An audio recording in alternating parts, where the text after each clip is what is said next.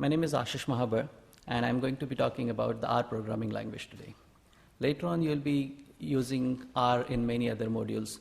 Here, what we'll be doing is looking at only a few basic things in a slightly different way. There are many tutorials available on R as well, but we'll be looking at how to install R, how to do some very basic things with R so that you can hit the ground running.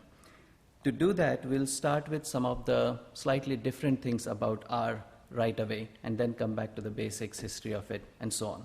So here what you see is a simple linear regression example. And R is, of course, wonderful for doing lots of statistics, and this is just one of the simpler examples. By the way, you start R by just saying R on the command line prompt once you have R.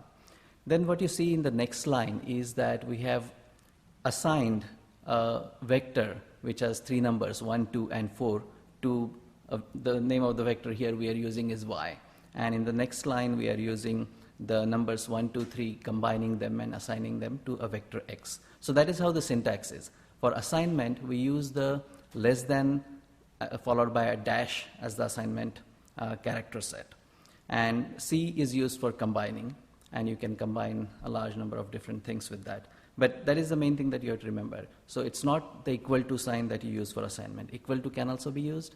We can see that later, but what is really used is less than and dash, so you should better get used to that.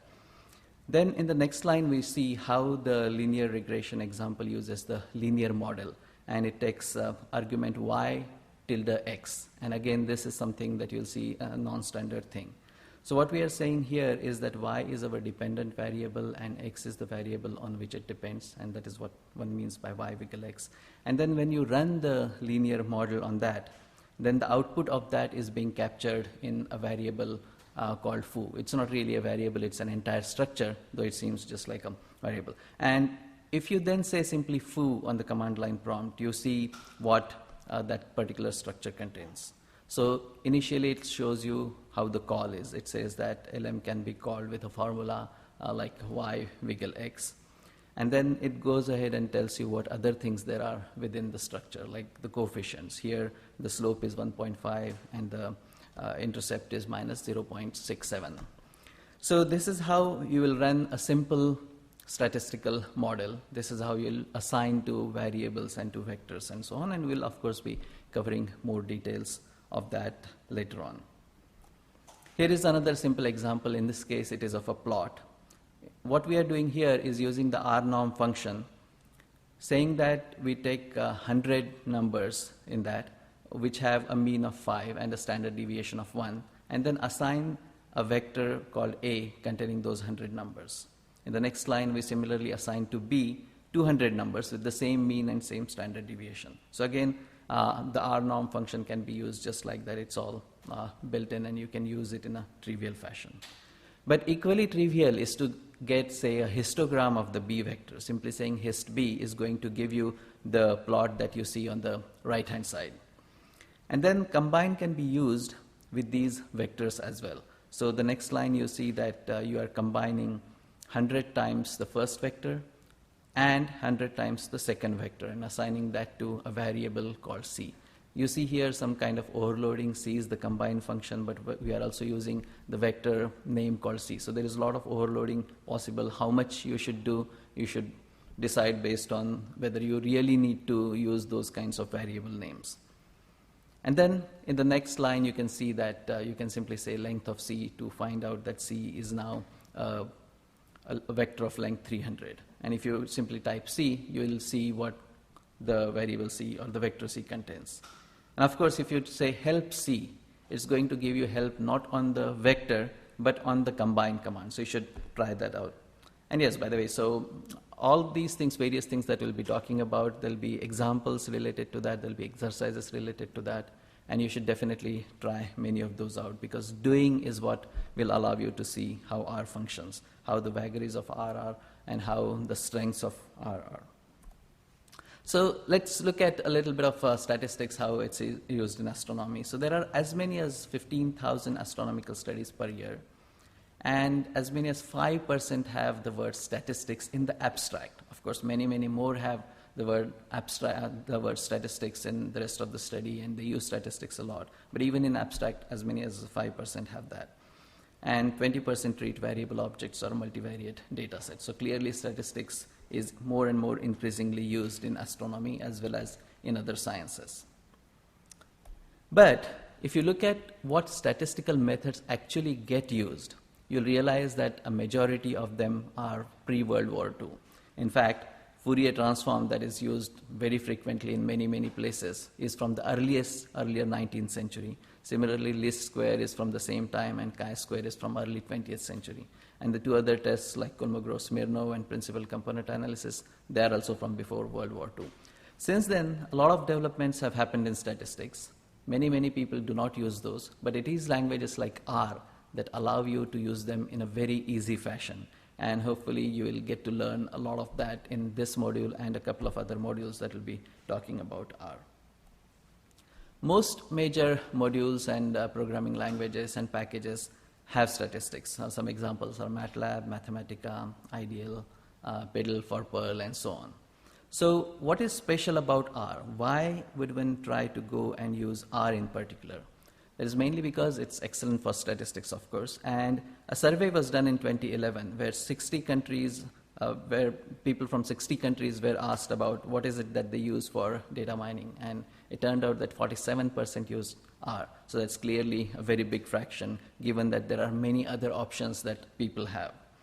And the one reason that is so is because R has been written by statisticians. It also has great layered graphics in terms of packages called ggplot. We'll be seeing a little bit of that later on as well. A variety of GUIs are available too, and interfaces. And of course, most important is that it is free. So R actually comes from another programming language called S.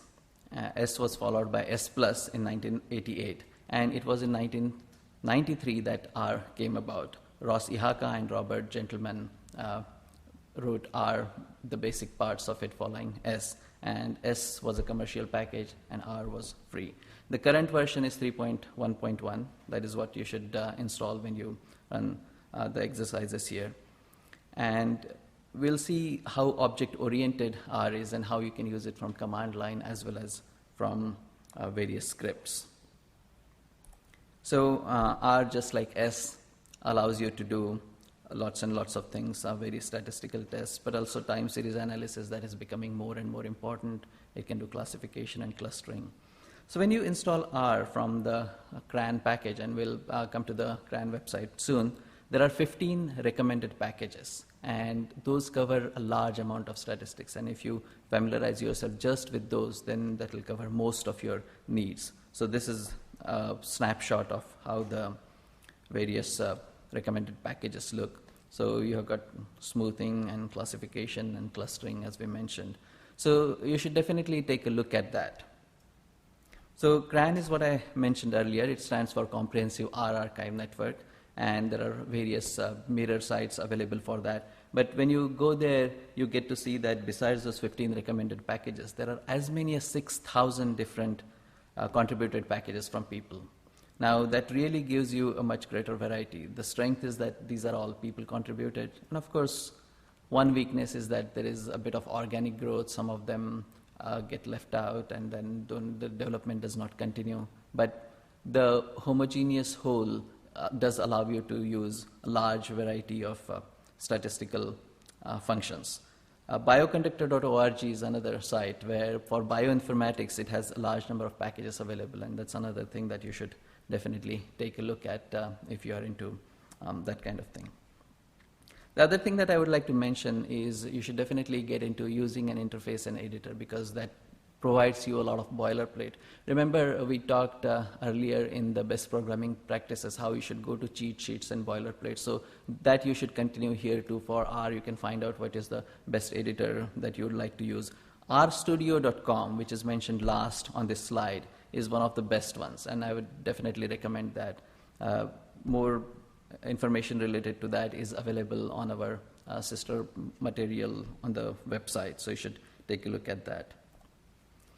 Downloading and installing R is very straightforward, just like various packages so far, and here I've just given you links for different flavors on Mac, how you would use it on Windows and other Unix alike. So again, just going to that website, downloading the package, and a single click essentially will, in most cases, allow you to install R in a very easy fashion.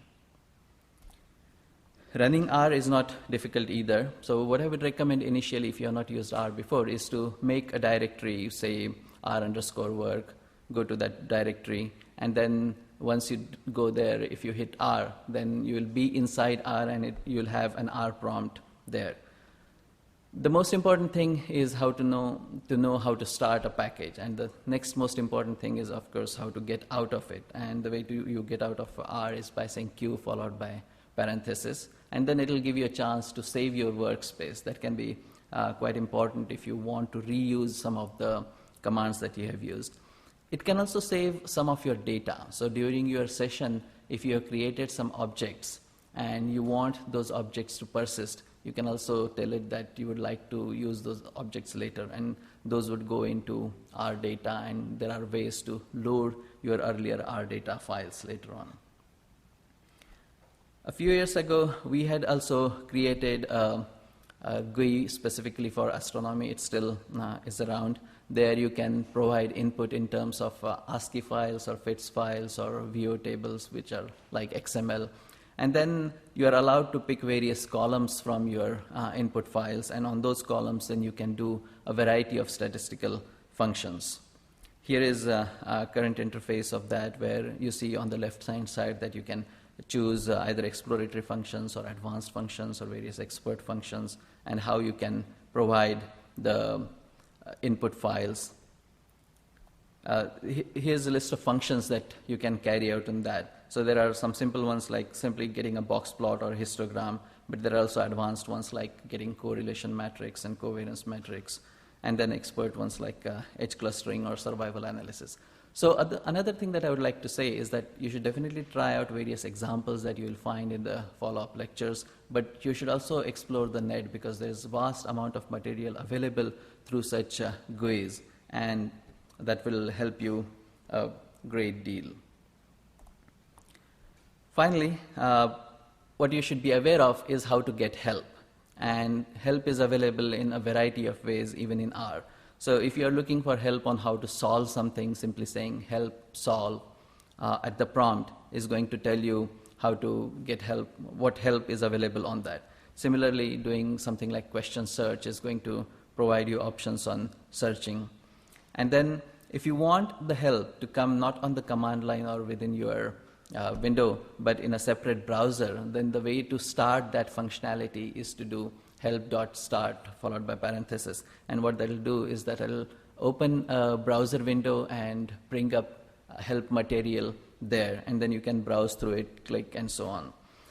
Just like question, there is the additional help available with question keyword. And when you do that, then you can find, say, if you do question matrix, then you'll get not just help on matrix, but also other commands which may include the word matrix. So you get to choose which part of that you want, because clearly terms like matrix are going to be there in many, many different functionalities, different packages when R is involved. One other thing that you should remember is that R is case sensitive.